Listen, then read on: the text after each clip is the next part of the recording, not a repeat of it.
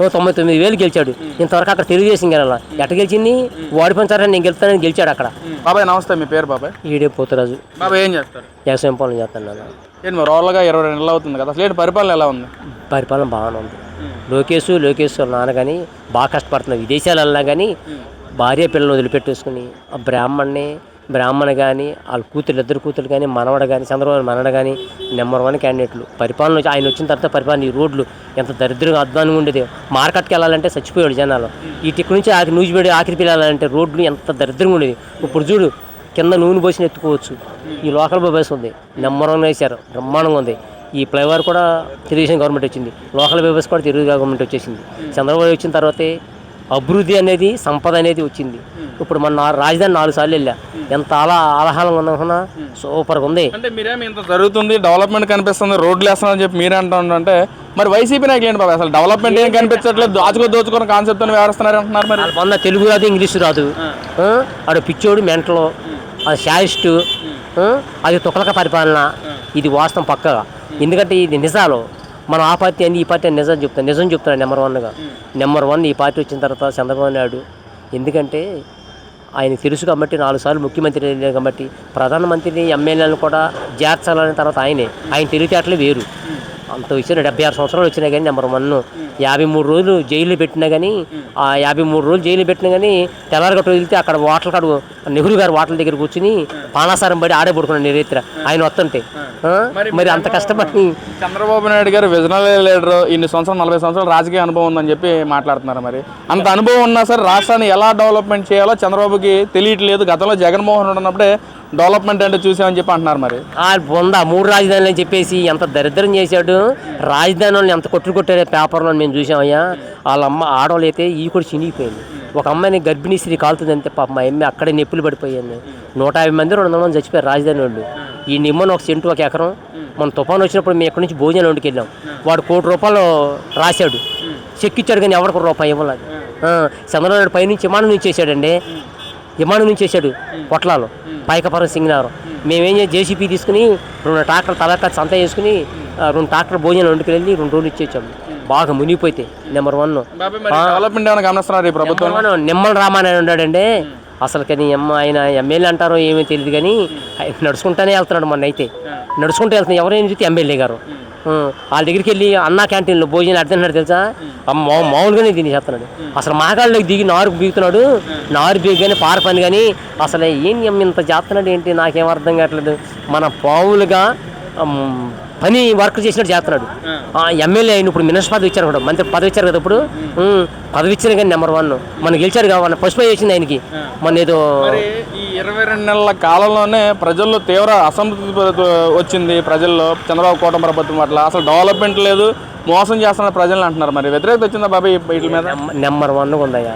వీళ్ళంతా తెక్కలోళ్ళు కానీ ఆడు జోగి రమేష్ గారు కానీ, ఆడు జోగి రమేష్ మా గౌన్లో ఉన్నాడు, మైనారు జోగి రమేష్ అని అతని పేరు అనిల్ కుమార్ యాదవ్. అప్పుడు ఆడ పెద్ద కప్పదేశం నొరుతాడు.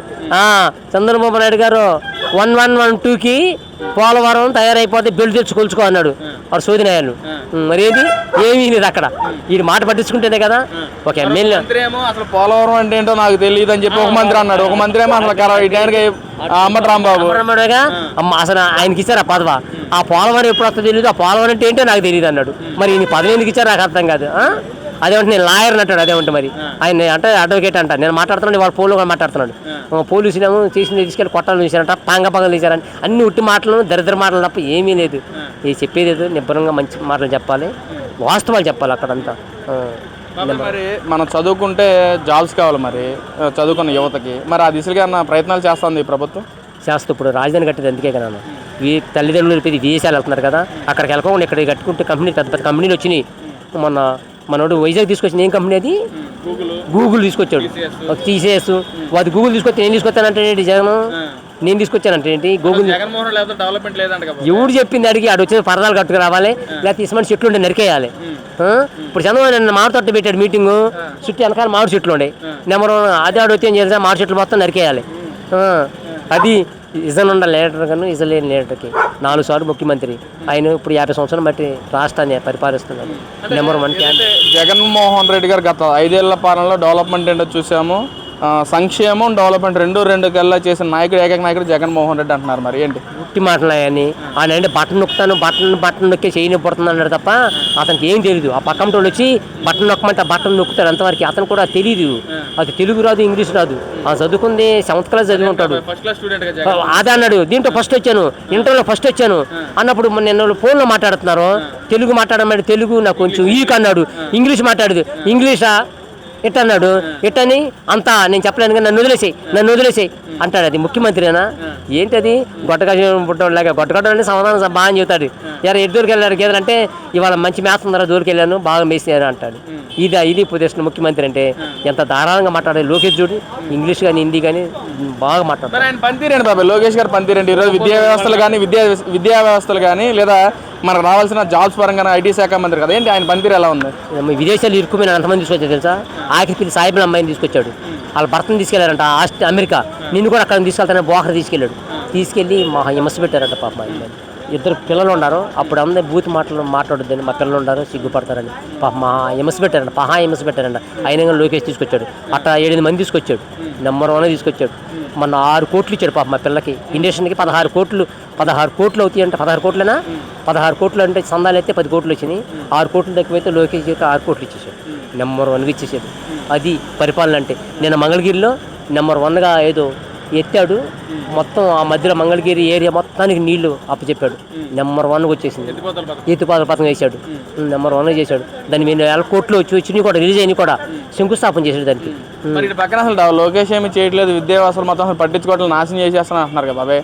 నాడు నేడు ద్వారా స్కూల్స్ మొత్తం డెవలప్మెంట్ చేసిన జగన్మోహన్ రెడ్డి అంటున్నారు. మరి 99 ఓట్లు 99 ఓట్లు గెలిచాడు నెంబర్ 1గా. ఈసారి 99,000 గెలిచాడు. ఇంతవరకు అక్కడ తెలుగుదేశం గెలాల. ఎట్ట గెలిచింది? ఓడిపోయిన నేను గెలుస్తానని గెలిచాడు అక్కడ. అది ఎక్కడ సీట్ ఇస్తానంటే అక్కడ వద్దు, నాకు అక్కడే గెలుస్తాను, అక్కడే గెలిచాడు. పంజేమట్టకి గెలిచింది, నెంబర్ 1 గెలిచాడు. అబ్బో ఆ సీపురు తీసుకుడుతాం కానీ మంగళగిరిలో కానీ ఆ పట్టాలు లేని వాళ్ళకి పట్టాలు ఇస్తాం కానీ ఎన్ని సంవత్సరం బట్టి పట్టాలు ఇవ్వండి వాళ్ళకి. గట్టు పక్కన పట్టాలు ఇచ్చాడు, నెంబర్ 1గా చేశాడు. ఇక అంతకని ఎవరు చేస్తాను. మరి ఫైనల్గా రేపు జరగబోయే 29 ఎలక్షన్స్లో మీరు ఎవరి పక్షాన ఉన్నారు? కూటమి ప్రభుత్వం పక్షాన లేక జగన్మోహన్ పక్షాన? నేను పుట్టి భూమి కానీ తెలుగుదేశం పార్టీ. నేను మహానాడు ఎన్టీ రామారావు మహానాడు వెళ్తే నేను చిన్నపిల్లగాండి. హైదరాబాద్ మహానాడుకి వెళ్ళా. హైదరాబాద్ నుంచి సికింద్రాబాద్ నడిపించారు తెలుసా? నేను చిన్నపిల్లగా. టీడీపీ పార్టీ అంత నమ్మకం ఏంటి అసలు మీకు? నెంబర్ 1 టీడీపీ పార్టీ అంటే నెంబర్ 1. చంద్రబాబు, ఎన్టీ రామారావు వీళ్ళంతా మద్రాసు వాళ్ళు అనేవాళ్ళు.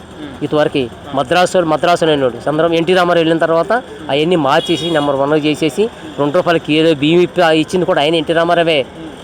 ఈ పథకాలు పెట్టింది నెంబర్ 1 కోరుకోండి. దీంట్లో తిరుగులేదమ్మా. ఈ అంటే తొక్కలెక్కలు చెబుతారు తప్ప, ఏదో కుట్ర అవన్నీ చెప్తారు తప్ప దానికి ఏం డౌట్ లేదు. నెంబర్ 1